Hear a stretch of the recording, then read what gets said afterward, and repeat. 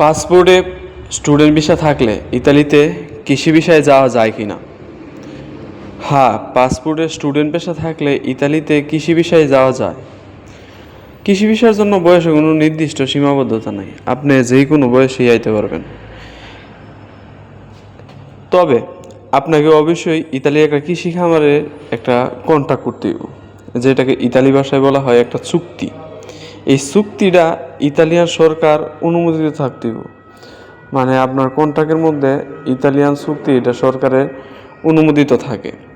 ইতালিতে কৃষি বিষয়ে যাওয়ার জন্য আপনাকে নিম্নলিখিত অনেকগুলো প্রয়োজনীয় ডকুমেন্ট লাগে।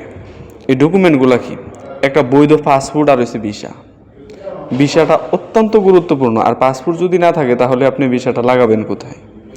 একটা ইতালিয়ান কৃষি খামারের কাজের জন্য একটা বৈধ কন্ট্রাক্ট, যেটাকে বলা হয় চুক্তি।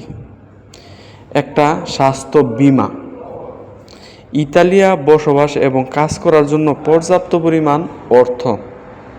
আপনি কোথায় থাকবেন? আপনার এক জায়গায় থেকে তারপর কাজ করতে হবে। থেকে খেয়ে তারপর কাজ করার জন্য আপনার পর্যাপ্ত পরিমাণ কিছু অর্থের প্রথমে দরকার পড়বে।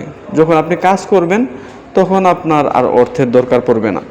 আপনি যদি এই প্রয়োজনীয়তাগুলো জানেন এবং এই দরকারি কাজগুলো যদি আপনি পূরণ করেন, তাহলে আপনি ইতালিতে কৃষি ভিসার জন্য আবেদন করতে পারবেন। আবেদন প্রক্রিয়া সম্পর্কে আরও তথ্যের জন্য আপনি ইতালিয়ান দূতাবাস বা কনস্যুলেটরের সাথে যোগাযোগ করতে পারেন, বা আপনার আশেপাশে বন্ধুবান্ধব যারা এগ্রিকালচারের কাজ করে তাদের কাছে আপনি বলতে পারেন যে কীভাবে আপনি যে ইতালিতে এগ্রিকালচারের কাজগুলো করতে পারবেন। এবং অনেক পরিমাণ সুবিধা আছে। রেস্টুরেন্ট কাজ থেকে অল্প টাকা বেতন পাওয়া যায়, কিন্তু কৃষিকাজে প্রচুর পরিমাণে টাকা। আপনার কৃষি পেশার জন্য আবেদন করার একটা ভালো সম্ভাবনা রয়েছে যদি পাসপোর্ট এবং ভালো একটা ভিসা থাকে। আপনি যদি ইতালিয়ান কৃষি ভিসায় যেতে চান, তাহলে আমি আপনাকে একটা ইতালিয়ান কন্ট্রাক্টের কথা বলবো। কৃষি খামারের জন্য একটা চুক্তি। আপনি অনলাইন বা ইতালিয়ান দূতাবাস কনস্যুলেটের মাধ্যমে এই চুক্তিগুলো খুঁজে পেতে পারেন এবং তাদের সম্পর্কে আলোচনায় বসতে পারেন যে কীভাবে এগুলো পাওয়া যায়, বা আপনার যে ভাইগুলো বা বন্ধু বান্ধব ইতালিতে থাকে তাদের সাথে পরামর্শ করতে পারেন যে তারা কিভাবে কাজ করে, কিভাবে কন্ট্রাক্টের কাজ করে। এখানে কিছু টিপস দেওয়া আছে যেগুলো আমি আপনাকে এখন বলবো। একটা ইতালিয়ান কৃষি খামারের কাজের জন্য একটা চুক্তি বের করতে হইব। একটা কন্ট্রাক্ট আপনাকে যেভাবেই হোক একটা কন্ট্রাক্ট বের করতে হবে। আপনি কন্ট্রাক্ট যদি আপনি থাকে তাহলে আপনি যেই কোনো কাজই করতে পারবেন।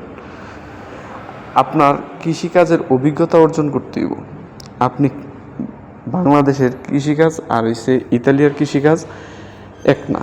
এখানে প্রযুক্তি ধারণ করা ইতালিতে মানে ওরা কষ্ট কম করে, দীর্ঘক্ষণ কাজ করে, প্রযুক্তির উপর নির্ভর করে কাজ করে। কিন্তু বাংলাদেশে কষ্ট বেশি করে কিন্তু যন্ত্রপাতি কম লাগায়, কারণ বাংলাদেশে অনেক যন্ত্রপাতি নাই।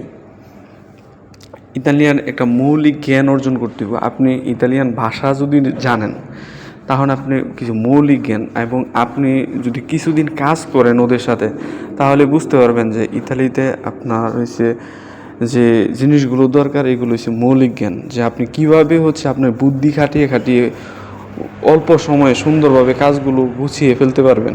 ওনারা কিন্তু গুছিয়ে এবং আপনার পরিষ্কার পরিচ্ছন্নতা বেশি ভালোবাসে, এগুলো আপনি করতে পারবেন। ইতালিয়ান সংস্কৃতি এবং ঐতিহাসিক সম্পর্কে জান না তারপরে কাজ করতে হবে।